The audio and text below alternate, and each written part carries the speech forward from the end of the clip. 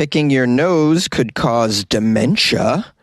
A boys' school canceled Wife-Beater Wednesday. And a lottery winner wore a costume to hide the $30 million winnings from his family. This is the weird news for today. On Weird AF News, the only daily weird news podcast hosted by a comedian in Los Angeles, I'm Jonesy. I'm so grateful that you're spending some time with my show today. I have 3 weird news segments from around the world for you, for your ears, for your pleasure, for your entertainment, for your education. Picking your nose could increase risks for Alzheimer's and dementia. Oh no. Are you a nose picker? Well, maybe think twice before you shove your digits up those holes in your face. Let's get a little bit more information, though. Let's find out what kind of researchers discovered this. Are they legitimate scientists? Or are they TikTokers? It says here, this research was published in a journal called Scientific Reports, which seems pretty legitimate and professional. And it would also make this particular segment part of the Sounds of Science. That's right. This is very scientific, guys. We have a professor named St. John. He says they're showing that bacteria can go directly up the nose into the brain and set off pathologies. What kind of pathologies? Well, Alzheimer's disease for one. They said they saw this happen in a mouse, and evidence is there that it could potentially be pretty scary for humans as well, and they need to do more research. Turns out the olfactory nerve inside your nose is directly exposed to air, in case you didn't know. It also offers a very short pathway to your brain, one which bypasses the blood-brain barrier. It's a route that viruses and bacteria have sniffed out as an easy one into your brain. Now, the team is planning on doing some more research to prove that the same pathways of bacteria exist in humans. They say they need to study and confirm whether the same pathway operates in the same way. The research has been proposed by many people but has yet to be completed. They say what we do know is that these same bacteria are present in humans, but we haven't worked out how they get there, how they get inside the brain. Meanwhile, there are some simple steps to look after the lining of your nose. Professor St. John suggests people can take some of these steps if they want to lower their risk of potentially developing late-onset Alzheimer's disease. Well, what steps does Professor St. John say? Well, for one, picking your nose and plucking the hairs from your nose are not a very good idea, he says. Here's a quote from him. Well, we don't want to damage the inside of our nose, you know. And picking and plucking inside your nose is definitely going to do that. If you damage the lining of your nose, don't you know, you can increase how many bacteria actually go up in there and get into your brain. The professor also suggests that when you hit the age of 60, maybe take a smell test. Why would you take a smell test? Well, the loss of your sense of smell is an early indication of Alzheimer's disease. And they're also concerned with dementia as well, all of these things that affect the brain. So don't pick your nose, guys. Don't pluck your hairs. I don't know how you get the hairs out if you're not going to pluck them. Anyone got any ideas on how to get hairs out of your nose without jamming some tweezers up there? I love it. I'd love to rip hairs out of my nose. Makes my eyes water. Makes me feel alive, man. Makes me feel so alive. I scream like a barbarian. I go, oh! And that's just the left one. Then I go, oh, the right one! And then a tear down my cheek. But like I said, I feel alive.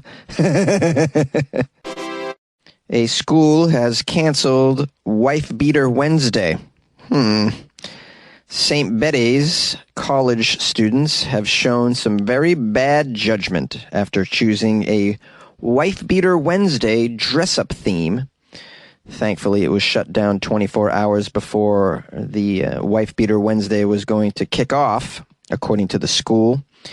Year 13 students from the boys' school in Christchurch were gearing up to wear some white singlets, sometimes referred to as wife beaters. You guys know those little tight, thin, white tank tops. We call them wife beaters in the States. I don't know what they call them in other places. I'm not sure why we call them wife beaters. I'm sure there's a reason. That term now is definitely being pushed out of the culture. They're trying to anyways. So I don't know what you call them now. In fact, just me calling them wife beaters on this podcast might get me canceled. I should really be careful. The irony in all that is I'm actually wearing a wife beater right now. Just kidding, guys. I'm naked.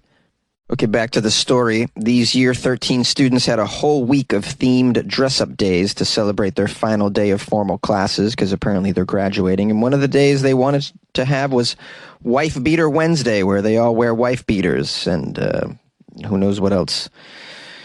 The staff from the school, of course, learned of this theme, and they spun into action. A school spokesperson said the boys had, quote, shown some bad judgment, and all of this, of course, wasn't with our approval. Apparently the boys did this on their own, without the approval. You can't put it past these schools, though, at this point. They do some strange things. Remember when they baptized a bunch of kids without the parents' permission? So you could see a school approving Wife Beater Wednesday. They're doing that kind of thing these days. The school says blatantly, though, it has been shut down. It has been shut down. Wife Beater Wednesday has been shut down. Don't show up with a wife beater on Wednesday, thinking that you're going to have Wife Beater Wednesday. Don't show up with a wife either in beater. That's not going to be tolerated here on school grounds. They say here also that the students have been spoken to, and they know how serious this is. They know how serious it is. Turns out the kids lied to the staff. They told them when asked what Wednesday was going to be, they said, oh, it's going to be Wacky Wednesday. Yeah, it's going to be Wacky Wednesday. That's right, wacky. Well, what will you be wearing on Wacky Wednesday? Well, I don't know, something wacky, definitely not a wife beater. It's going to be way more wacky than that. Don't you worry. Now, the school says this is a very teachable moment for us. We are making sure the boys are learning from that very big mistake with the Wife Beater Wednesday. There's always room to teach and learn from mistakes in life, and obviously, being a school, this is one of our jobs to continue to do that for them. An apology will be going out on our Facebook page as well, so... We have a quote in this story from a none too happy father who said, I don't think this is at all appropriate. I'm not a politically correct person by any means, but I don't think it's a joke at all. We have a very big problem with domestic violence in this country, and this sends the wrong signal, of course. I'm particularly concerned with my two daughters' future, where they're up against a man who comes through this schooling system, perhaps, where they've made light of domestic abuse, as they seem to want to do. Let's get into the modern world, guys, and stop that behavior. Let's stop it now. I'm also against, for the record, Toe Tickling Tuesday. I don't think we should be tickling each other's toes. Not right now, with COVID still going around. You shouldn't be touching other toes at all, never mind the toes of a stranger. I am partial to Thirsty Thursdays, though. My local watering hole has a Thirsty Thursdays special where you get 2 millilights in a shot for $10, and I have a really good time over there, me and my friends and our wife beaters.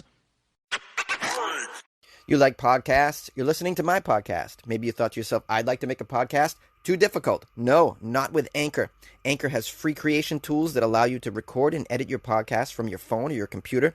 Anchor distributes your podcast to Apple, Spotify, Stitcher, and more. They have advertising integration, so you can even make a little money off your podcast. Everything you need to make a podcast in one place. Download the free Anchor app or go to anchor.fm to get started. And good luck with your podcast. Good luck with your creation. Good luck with your life, man.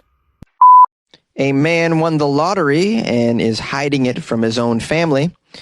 A lottery winner in China claimed his 220 million yuan prize, which is approximately 30 million buckos. He claimed his prize in a cartoon suit. It was more like a costume. He did this in order to hide his identity, including from his own family. He was identified by the local press only by his pseudonym, Lee. The winner told the media that he decided not to tell his family about all this money to keep them from becoming lazy or acting, quote, superior to others. Oh, so seems to me like Lee believes his family can't handle all this money. Well, good luck hiding $30 million from your family for long. I mean, how do you hide 30? I mean, unless you don't spend a damn dime. just sits there in your savings. I don't know how you not touch it. Lee was very confident about his lottery numbers that he purchased 40 tickets containing the same number combinations for each. Each ticket, which he bought in Guangxi Zhuang province for 80 yuan, which is about $11, has a winning payout of 5.48 million yuan, which is about $750,000, bringing the total to 220 million yuan, which is 30 million USD. Lee said he did not sleep the night of October 21st when he learned that he won the jackpot. On October 24th, Lee wore a yellow cartoon character suit and picked up his prize at the Guangxi Welfare Lottery Distribution Center in Nanning City. Now, believe it or not, appearing in costumes, including cartoon costumes, during the check presentation ceremony has actually become a common strategy for winners who want to hide their identities from the public. And in a way, that's pretty smart because you don't want all your deadbeat friends to come out of the woodwork and start hitting you up for loans and whatnot. But to hide it from your own nuclear family is a little questionable behavior, in my opinion. Why wouldn't you want to make their life better, sir? Are you okay, Lee? Lee, however, revealed he has kept the life-altering new secret even to his family. Here's a quote from Lee. I have not told my wife or my kid. I am concerned that they might feel better than other people, and maybe they'll decide that they don't want to work hard or even study hard in the future. You know, you have to think about these things. That's pretty funny, Lee, because the reality is with all that money, they don't have to work hard. That's the point of the money, sir. They don't have to toil and sweat. I don't know what they're in China, so maybe the future of your children is like working at some of those horrible factories. There's a lot of them over there. I don't know what your situation is, but with all this money, Lee, they don't have to work like that. They can actually enjoy their life. What's wrong with that?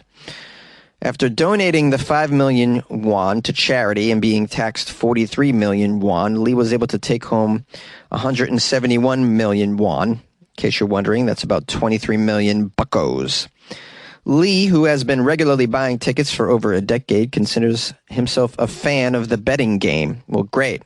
You know, I'm sure we're a fan of you being a fan of the betting game. Here's something your family's not a fan of, though, Lee, is you know, not sharing the money with them when you win at your betting game. Horrible behavior. According to Lee, he has been betting on the same 7 numbers in the past several years simply because they looked pleasing to him. Wow, quite a scientific method he has. Lee says, I regard buying the lottery as a hobby for me, and my family does not care. Plus, I do not spend much money on it, and the lottery provides a ray of hope for me. But now your hope is wasted, bro, because your wish has come true. It's been delivered, and now you're going to do what? Just sit on the money now, not enjoy it at all, not share it with your family? They're not even going to know that it exists. All of the things you have to do to keep that from them, basically keep your own life the way that it is. Oh, this guy's so dumb. I wish I could let his family know somehow. Lee said he still hasn't thought about how he will spend the money. Clearly you're not going to spend the money, bro. He is set to take the time to plan it carefully, he says. Lee's wife, despite her lack of knowledge about the millions of dollars they now have, has a right to the winnings as a joint owner of the newly claimed asset under the Chinese marriage law. Oh, how about that? Legally, his wife should have access to half of this money anyways, and you're not going to share it with her, bro, or tell her? Ooh, this sounds like it might be quasi-criminal. I'm not sure. I really hope this guy comes to his senses here. Don't be a piece of shit, Lee. Come on now. Yay! Hello, loyal listeners. This is Jonesy. Just want to say thank you, and I'm so proud of you for staying all the way to the outro of the Weird AF News podcast. This is where we give thanks and praise, just like Bob Marley said. Alex and Tammy bought me coffees off my website, weirdafnews.com. So big shout out, much love to Alex and Tammy. You can write me a little note, too, when you buy me coffee. And Alex and Tammy wrote, we bust a gut listening to your antic stories. Keep it coming! Exclamation. Keep it coming, I believe is what they're saying. And I will. I'll keep it coming, Alex and Tammy. And you're going to you've helped me keep it coming, because when you buy me coffees, you keep me caffeinated. And when Jonesy's caffeinated, Jonesy keeps it coming. Keep it coming when I'm caffeinated. I can't help but keep it coming when I'm caffeinated.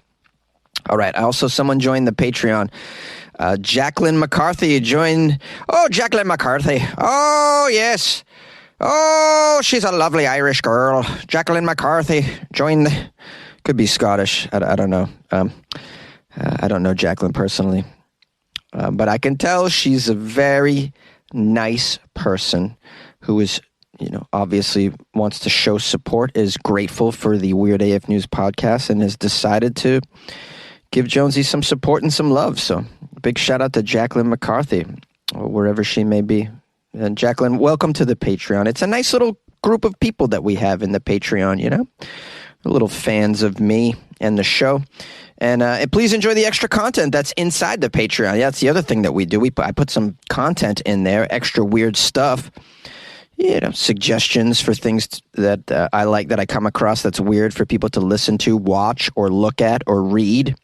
So yeah, there's extra crap in there. Check it out. Thank you so much, Jacqueline McCarthy. You can be like Jacqueline McCarthy if you want to, guys, listeners, by joining the Patreon. And you can do all that by going to weirdafnews.com. You can click on Buy Jonesy a Coffee, join the Patreon, etc., etc., or as Elaine Bettis would say, yada, yada, yada.